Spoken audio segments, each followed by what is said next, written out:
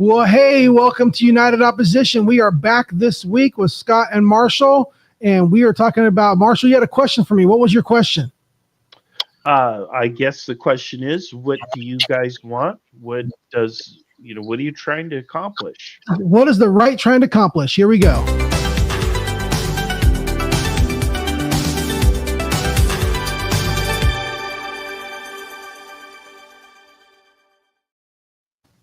Well, welcome to United Opposition with Scott and Marshall. Again, we are back. We missed last week. It was Holy Week, and we just kind of took a little bit of time, but we are back this week. We are here, and for those of you who don't know us, I am a right-leaning conservative Christian pastor. Marshall, you are the devil? No, pretty much, yeah. No. All right. How would you define yourself? Oh, definitely on the left end of the spectrum, left of Democrat, that's for sure. Gotcha. So, yeah. All right. Radical. So we have discussions. We talk. We're keeping the open dialogue happening the way that I feel that it. I think we both agree that we feel that it should. That this should always be a constant dialogue, and we should never be shutting each other out. And so we try to keep this conversation going. And this week we were talking about, what do we want to talk about? A lot of stuff happening in the news, things going on. Tell me, Marshall, tell me about this question that you had for me. And I'm like, well, I don't know if I could speak for everyone, but I will give it a try. What brought this on? Well, this is a question that I've had over and over. What are you guys going to get out of this? What does winning or victory look like for you? Where are you trying to go? Because real quick, define you guys. Who are you talking about? Well, I'm talking about the people on the right, people in particular who support Trump. I don't think that people who support Trump have received much, if anything at all. I could be wrong.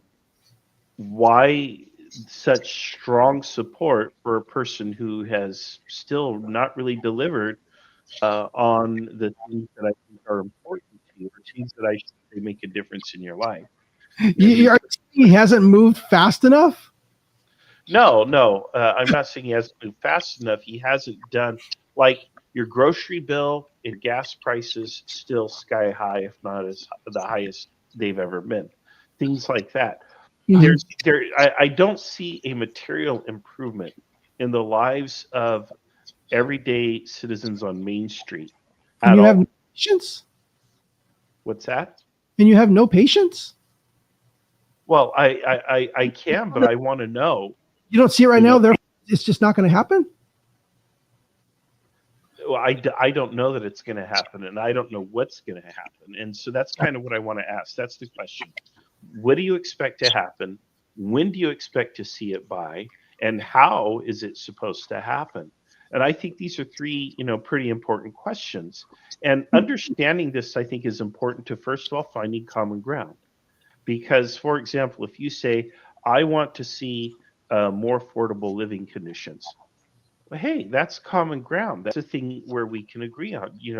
The right and the left are not that far apart on a lot of these issues that impact everyday Americans. Mm-hmm. The question then becomes, when do we expect to see it? And I think that's a reasonable question. Are we going to get it this year? Are we going to get it in 4 years? Do we have to reelect Trump to a third term before we even get close? And this is a question you've posed to other presidents, or just Trump? It's come up in the case of Trump in this case. Right. So you've never cared about how fast things are going to happen with other presidents. This is just an argument. Of course I have. But I've done this through three presidents. And you never. If you think the questions are unreasonable, we can go to a different topic. No. Well, I didn't think that was specifically what you were talking about. I thought you wanted to know what we on the right want. And I had a list of things, but you're kind of saying you want it to be, tell me what's the timeline? What are it seems like those are slightly different questions than I prepared for. Well, okay, so we have the Trump administration, right, which I think is getting down to specifics. And I did warn you I was going to ask for specifics. And if you want to speak in a more general sense, I have a list of specifics. Oh, okay, all right. So we can do that. And then the third question is how? How do you get from here to there? In particular, what's the plan? I have an answer for how for the things that I list, but they may not be the answer for how for the things you're asking for. Well, what I'm asking for is irrelevant. What I'm asking about is, what are you guys asking for on the right? What do you want? When do you think you'll get it? And how do you think you're going to get it? And I think these are very important and reasonable questions. They should be asked of every president and virtually every voter. Every person needs to be able to answer these questions. Starting right now, obviously. Right.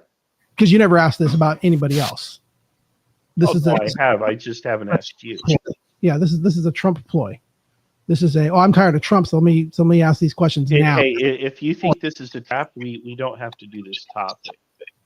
We do something else. What do you want to talk about? I just want sincerity. Honestly, I am sincere in my curiosity. Well, and we're gonna go through this. I want you to be aware of how it looks, that suddenly you are sincere about really wanting to see and dates and times. What is he going to accomplish? What are you expecting him to accomplish? When do you think it's going to, you seem sincere in asking all these questions, but you didn't seem sincere in asking these questions when Biden was president. You didn't seem to care when he was going to we weren't podcasting when Biden was president. And I think we knew most of the answer to those questions. Yes, we were. We were podcasting for a year and a half now. Almost 2 years now. We were podcasting through that. Okay. Well, we were podcasting. I want you to be aware, and I want you to acknowledge that this can seem insincere because it didn't seem to come up before. You didn't seem to hold previous presidencies to this litany of questions that you have. Do you think I was a fan of any previous presidency? No, I just think you're bringing up. I just think I just think you're bringing up questions right now specifically about this president because you don't like what's happening, but you didn't bring up these questions for other presidents. So again, I just want you to. That's how it can look. So let's move forward let's move the goalposts and move forward in this and do that. What I felt you were asking when we were talking about this, what I felt you were asking, and I'm sorry, I'm having to run the show on here, so I don't really know how to. We started the show and I've got a video I want to play, but I don't really know how to pull up comments or see where comments are. So if you can kind of see if there's anybody commenting on your side, then you can kind of repeat them because I'm not quite sure on the technical side how to bring those up. Sorry about that. But what I got from what you were saying is, what does the right want? It's specifically not just generalities. What does the right want? And I wanted to start from a general point and get to specifics. And again, I don't think that I can answer for the right. And I told you that. I said I don't think I can answer for the whole right, but I can answer for what I want. And I feel that I'm probably I'm probably a general representative of what people on the right would agree to. But in general, the right wants the government to stop over-regulating, stop over-taxing. We want the government to be to do its rightful job, which is to ensure a level playing field. An analogy that I have for that is I believe the right expects the government to be the referee, not the player, not the owners. Like the referee out there in charge of making sure that the rules are being followed. Not making sure, not paying the players, not taking care of the players, not hosting, just be out there and give us a level playing field. And I feel that the overregulation, the overtaxation, that the government has crossed its bounds into, we're going to take care of you. We're going to decide how much each player is paid. We're going to even pay some of them ourselves. We're going to come in and do this. It's like, we don't need the government to do that. Just be a referee and make sure that nobody's cheating. And so we want the government to be that. and let people play the game. Let people.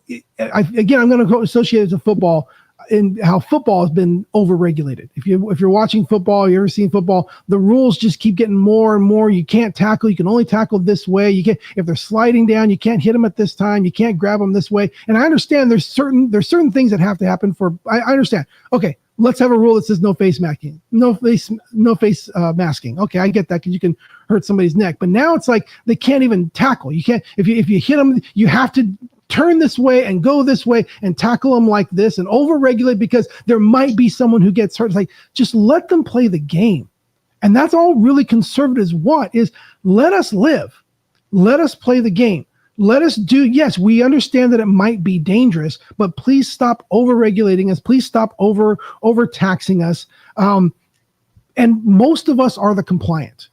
Most of us are the people, the middle class people who follow the rules, who follow what's going on, who do our best to pay our taxes, do what we're supposed to do. And it feels like the government is now not on our side, that the government no longer represents us who pay taxes and follow the rules. That, these are the compliant. They're already compliant. They're the compliant are the easiest to fleece.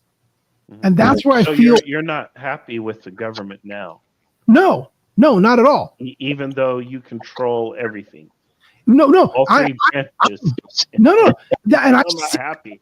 No, I'm getting happier because I see the changes that this is why we voted these people in, and we're seeing what's happening. I'm glad to see Doge finding all of these things going on. I'm glad that somebody is saying, you know what, your daughter doesn't have to compete against men in her sports. I'm glad that these things are happening, that we're going that direction. I want it to go further this direction, and I do see it happening. I see promises being made, and I see the steps being taken towards that as much as it can, as quickly as the presidency and the administration can do it with all the resistance that they're facing. But I believe they're going in the right direction, and they promise more. And if they said we're going to stop illegal immigration, and that has happened, and they said we're going to make sure that women are defined as women, and that men are not allowed to play in women's sports and compete and hurt women in women's sports and go into women's bathrooms.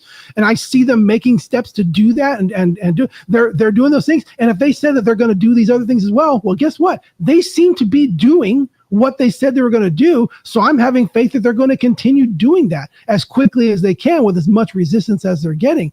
But these are the things we're looking for. We want the government to stop regulating the compliant. Stop telling us what car we can drive. Stop telling us when we can have a fire in our own fireplace. Stop telling me what food I can eat. Stop forcing pharma on us. Stop letting people into the country who wish to harm us. Stop letting me know how many bullets I can have to defend myself against the criminals you refuse to put in behind bars. Stop penalizing the majority to privilege the fringe. Stop subsidizing industries. Stop bailing out corporations. Stop telling my daughter that she has to compete with men in sports and let men into her restrooms and lockers. Stop killing babies. Stop crippling our own economy for the sake of some potential future calamity while you are creating an actual real calamity in our economy right now. Open up the oil taps in our own country. Let Americans drill our own oil. Let Americans refine our own oil. Let Americans buy American oil. Lowering the price of gas lowers the price of everything. Here's a list of some specific things that I feel the administration has promised, and I see them taking steps for it. They're not there yet. It's going to take a long time with the resistance, but I believe these are things that I feel that they promised, and I can see them taking steps. A lot of these things on the list, I see things have already happened. I see things that are being set up to happen.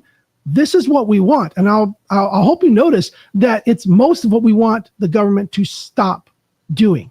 Because the right believes in negative liberties, not positive liberties. We believe that the government's job is to make sure that certain liberties are not trampled upon. It's not the government's job to provide liberties for people. It's not the government's job to pay the players, as if we keep the football analogy. It's their job to keep the refs on the field, have reasonable laws, stop over-regulating and overtaxing, and let us play the game. That's what we want. And I feel And I feel that steps, I think you can agree that you've seen steps happening towards this list of things that I've put on there. I think you've seen the president promise a lot of these things. I think you've seen steps happen. I've heard in the news things about, laws being put forward about concealed carry reciprocity, laws being put forward about the definitions of men and women, laws being put forward. We're trying to open up the oil refineries, trying to do all these things, trying to lower all the crazy fuel emission things that we have going on here, and especially in California and stuff like that. These things they haven't completed yet. We haven't seen the price drop yet, but I see the steps toward it, and I see that it's happening. And I feel this is a pretty realistic picture of what the right wants and what we see being led towards by this administration. And even though it hasn't all happened yet, I believe we are seeing steps towards most of these things. Okay. Does that answer most of what you were curious about?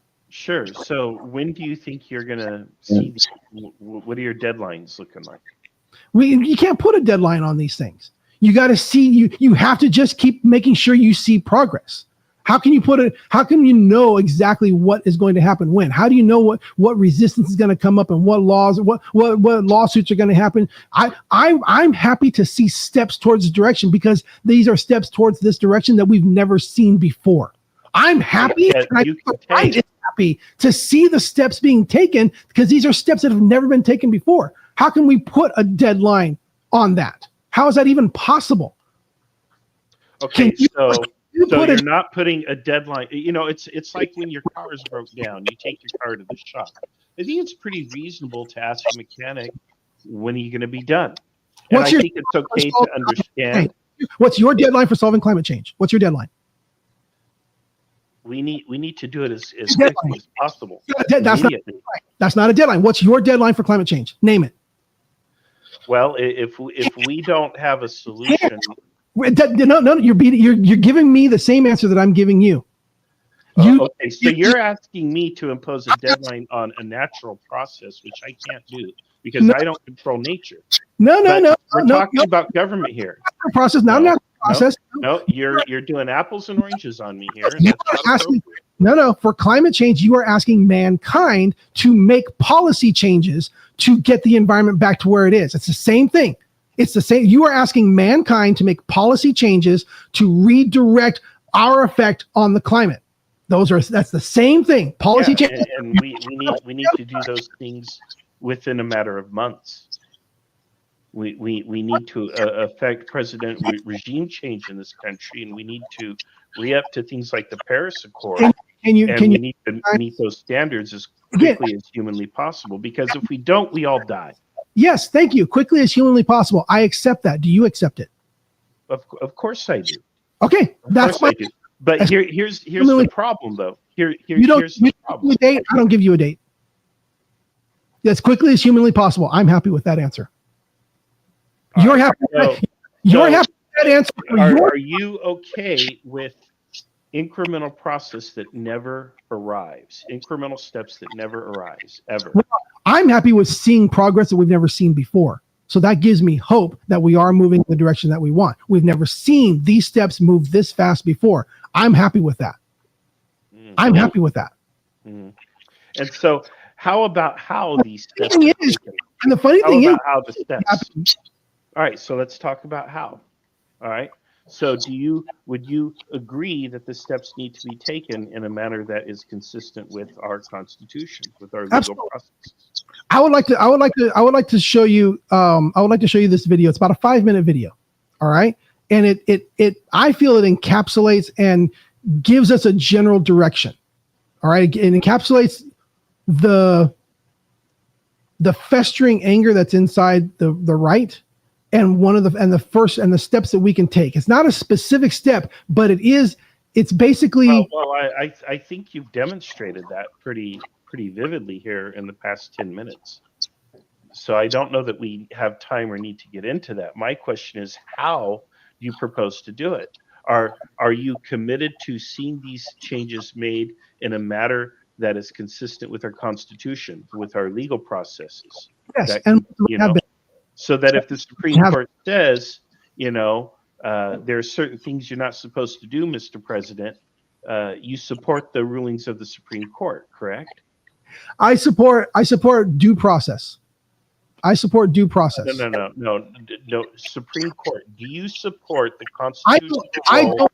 of the I Supreme Court and the rulings they make, given the fact that you have a 6-3 majority? Why would you not support your own Supreme Court where you have a 6-3 majority? Okay, sounds You good. should have full-throated, unequivocal support for the Supreme Court. I don't Like, ever have full unequivocal question support. for you to answer here today. But for right now, I never give full unequivocal support to the Supreme Court. But for right now, okay, yeah. What you don't. So for right now, so as long as they rule the way you like them to rule, but when they rule independently of what you like, then what the Constitution goes out the window for you? Is that what it is? No, I again, no matter what the Supreme Court is made of, there's still activist judges. There's still activist judges. Do you think there are conservative activist judges, or is this simply a phenomenon of the left? No, absolutely, there are certainly activist judges. It's part of the. It's there's a check. Judge and activist judge. There's a checks and balance, and the left likes to think that the Supreme Court is the final check. It is one of the checks, and right now, until laws are changed, that is the final check. They have the final check on what laws are currently happening. If laws are changed and they don't enforce them, like we've seen happen in California, how we've seen judges oppose legally voted laws that the people using the proposition system has said, we want this, and went through the due process and did it, and a judge goes, nah, I don't think it's constitutional, even though it was that's literally the judge's job. But the Constitution says people can vote it. Right, people can vote it, but that doesn't mean it's constitutional, because otherwise then you just have tyranny of the majority. We don't want tyranny of the majority, do we? I don't want. That's how we lose civil rights. I would rather have. I don't want tyranny of a single judge. Well, you're not. But at the same time, how do you defend constitutional principles in our society? Things like life, liberty, due process, things like that. How do you defend that then if the majority can just say, well, we passed a proposition, so it doesn't matter what you say, Your Honor? Well, if the state allows that to be the proposition, maybe we shouldn't have propositions. Maybe we shouldn't have that process. Maybe that process is, or maybe we should have propositions on the condition that they are constitutional, right? And they respect things like, the Bill of Rights. So why support the Bill of Rights, don't you? Why does that process happen before the proposition is put on the ballot? Well, it's supposed to, but it doesn't, because again, because you get things that are unintended. Passed. Now somebody needs to step in and say, no, hold on. Yeah, that's the judge's job. That's the judge's job. That's what we pay them for. That's what they should do, that job when it's needed, before it goes into a proposition. Say no, this is okay, but that's not how this is. In front of the people, let's put it in front of the people. If they vote the way we want, we let it go. If they vote the way we don't want, then we just step in. That's how we do it. You got a comment? Yeah, I got a comment here. Let's see here. Well, I got it on my phone, actually. It says here, I don't know which one James wants. James is saying people could vote for slavery to come back. Doesn't mean it's constitutional. So that's what I was just saying with regards to the people. You can put a proposition on the ballot to basically do just about anything.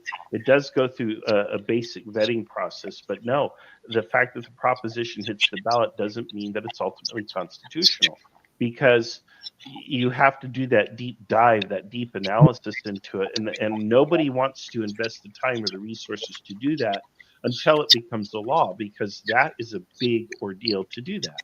So how do you protect against activist judges who just say, this is how I want the Constitution to be interpreted? Right. Follow the Constitution, because the Constitution, both of the state of California, and I imagine all the other 49 states, and the federal Constitution, has an impeachment process for judges who betray their oath of office or whatever. Mm-hmm. Okay. Otherwise, they are appointed for life, because that is what gives them independence to rule according to their understanding. Do you think that's what it should be? Do you think that's the way it should be? Yeah, I think it's fine. I think it serves us very well. A lifetime. I don't like every ruling. I don't like the composition of the Supreme Court. I certainly don't like the Citizens United ruling, which I think is the start of the collapse of our entire political system. If we thought it was bad before, Citizens United really accelerated that downfall. But at the same time, that's how the system works. Cool. And if we don't like that, then we have to change that, and it's going to have to start at Congress. Yep. Then let's give that to you. Let's just say, yeah, everything the Supreme Court says stands. That's how it works. That's the law. Okay. That's how it works. Let's Whether run you it. like it or not. I like that. Sounds good. Okay. All right. So you're committed, so you have a list of changes that you want. Okay. Mhm. That's fine. You're allowed to want things. Mhm. You have given me an answer that is about as reasonable as I can get from you regarding timelines. Yep. I would like to see something that holds the administration's feet to the fire on some of their more specific promises, such as lower prices, cheaper groceries and so on.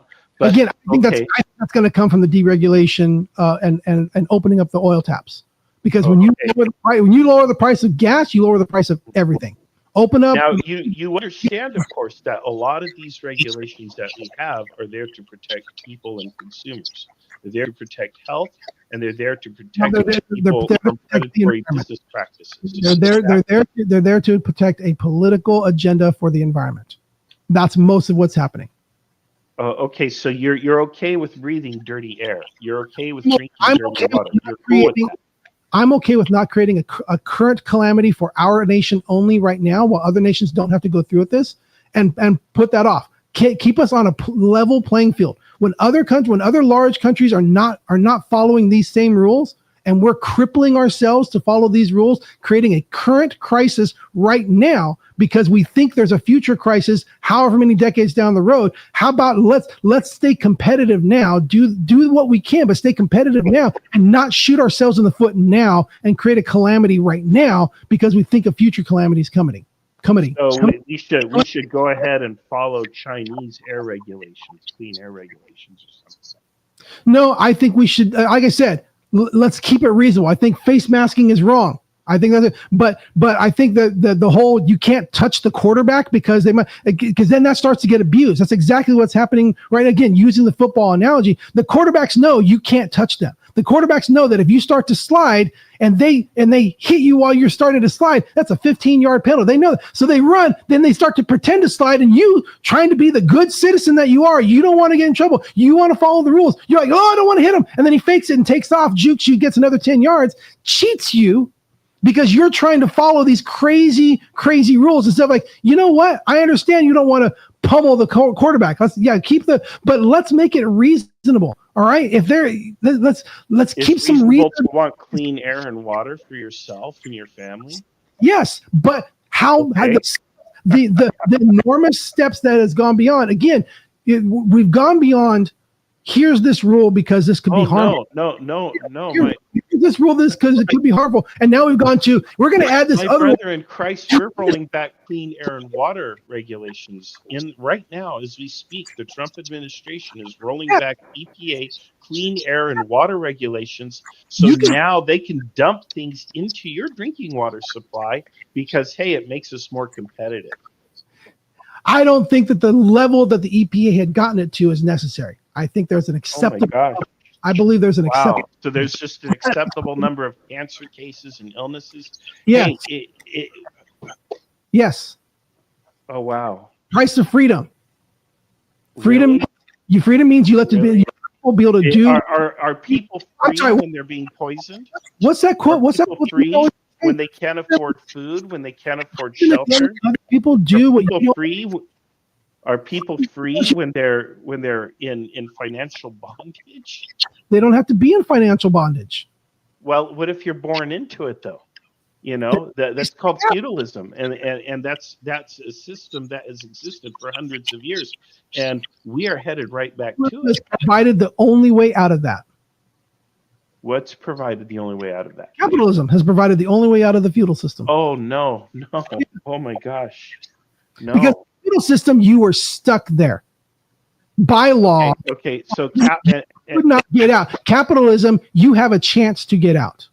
So do you think in the Gilded Age, when workers did not have rights, when the weekend did not exist, when the 8-hour workday did not exist, when safety regulations did not exist, do you think those workers were free? When minimum wages did not exist? They were not free. That's why they ran riot. That's why we have the weekend and the 5-day work week and the 8-hour workday and overtime and health and safety regulations and so many other things. I think we're more free because of those things. Can things get carried away? Maybe so. But you don't cut your nose off to spite your face. Why? Because the government did it. If you don't believe that a private corporation can destroy your rights. Hold on. I don't understand how you have not heard me say the no face mask rule is fine.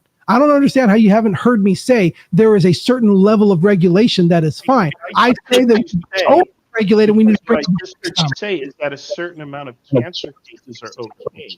Yes, because that's about freedom. That's not freedom. That's cancer. Everybody can be held perfectly safe in a prison. That is not the government's job. The government's job is not to keep you safe. The government's job is not to keep you healthy. That is not the government's job. Because if that was government, is it? It's your job. It's your dang job to take care of yourself. Okay, so Scott, stop yelling at me here. When the government takes it as their job to take care of you, that leads to prison. Because you can take care of you can keep everybody perfectly safe when you control everything they do. Okay, and so what I'm trying to illustrate to you is 120, 130, 140 years ago, we called the Gilded Age, there's a time when the government did not take care of people, and people were routinely abused by private corporations because one person can do nothing in the face of the power of a private corporation. You keep driving me into an absolute saying I don't want any regulation. I don't know where you're getting that from. Because you're okay with rolling back regulations to the point that kids get cancer. I'm not okay with that. That is not okay, Scott. I'm sorry. That's not okay. There's no scenario where that is acceptable. No, there's no scenario where you can prevent people from getting cancer. That is not your job. There are scenarios where we can say we want clean air and water. Legalize, yes, we can set standards. And I don't mind setting standards. I'm saying we have over-regulated those. Let's bring them back to a reasonable level. We have over-regulated with the idea that it's the government's job to keep you safe and take care of you and make sure you don't get sick. That is not the government's job.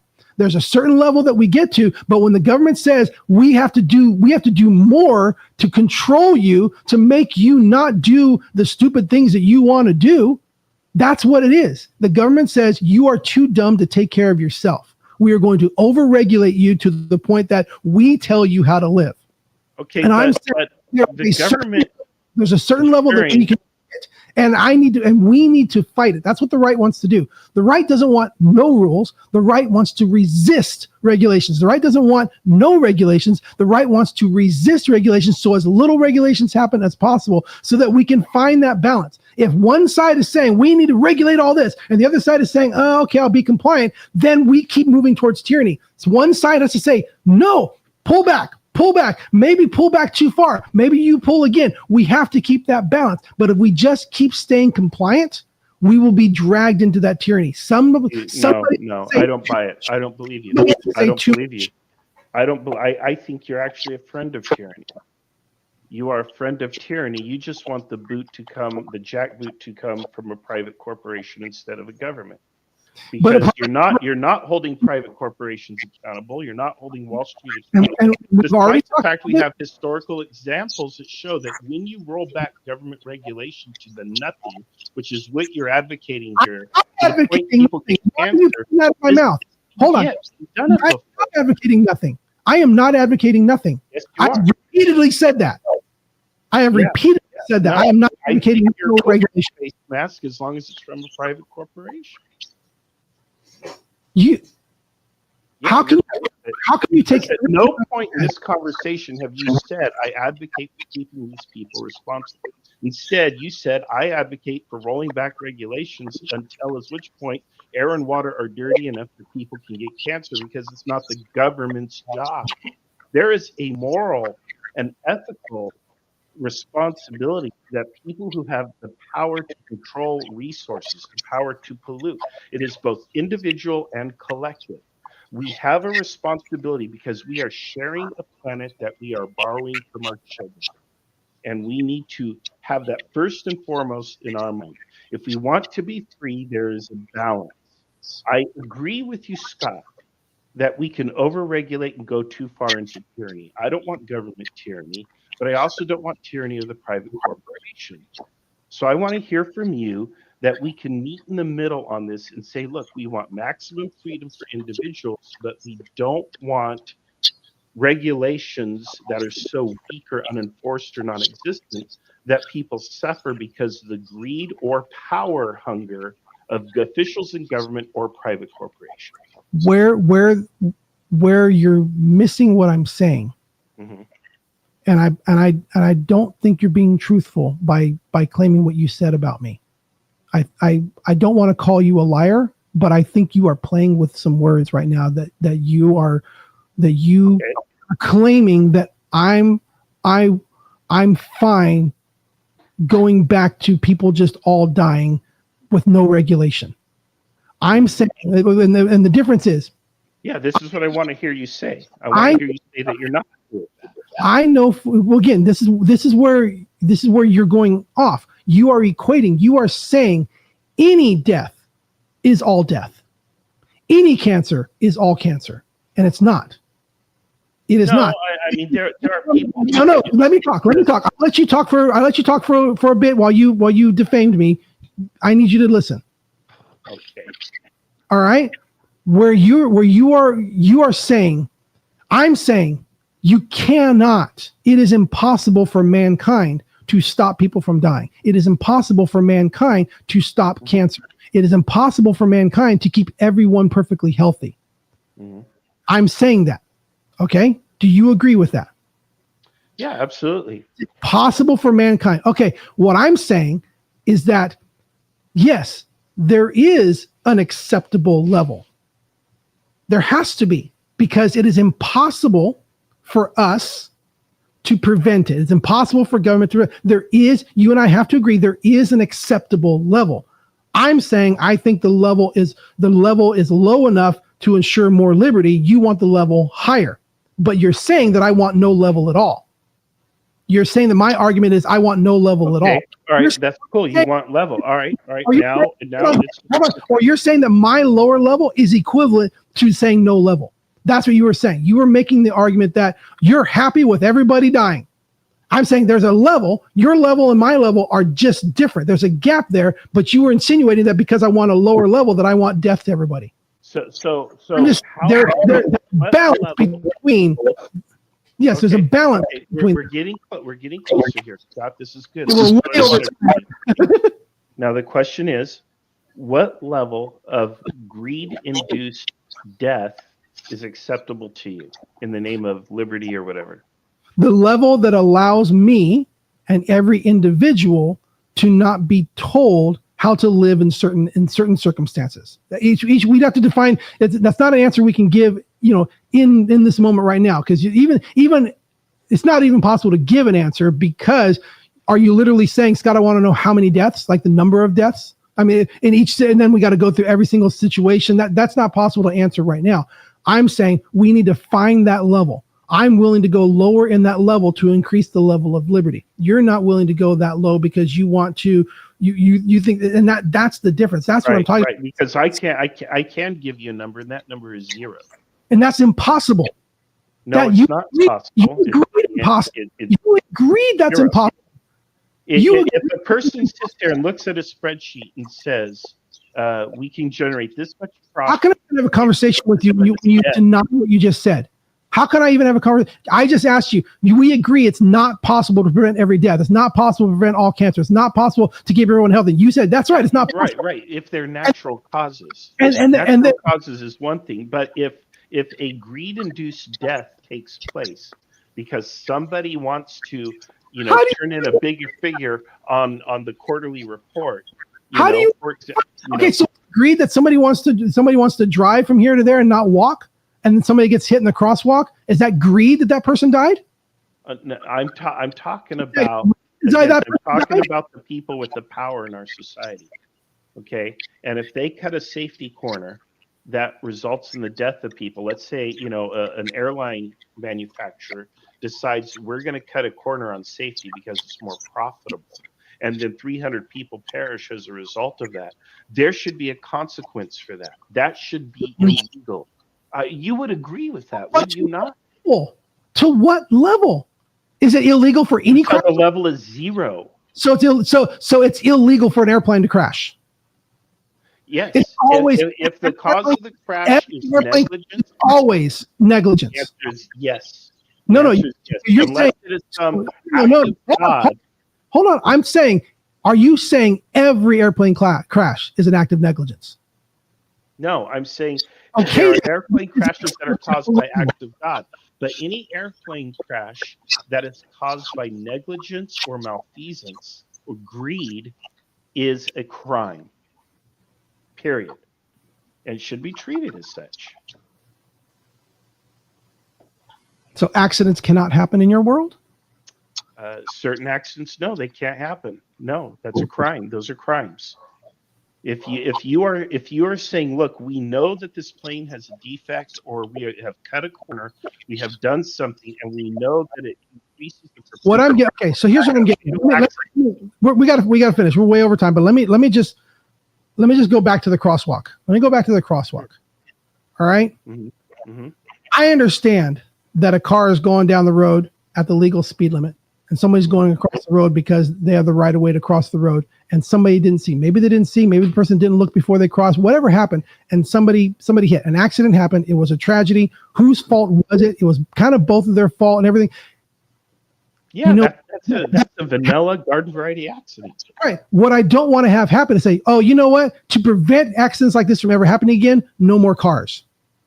That's that's extreme, but that's what we have to fight against. Every time they're like, oh, well then to prevent more of those accidents, then we're going to make sure that cars can't go over 20 miles per hour. That way, if they do hit a person at any time, they won't kill them. It would only injure them. It's like, well, what if we need to get somewhere? Why can't certain roads say, no, from now on, all cars can only go 25 miles per hour, no faster.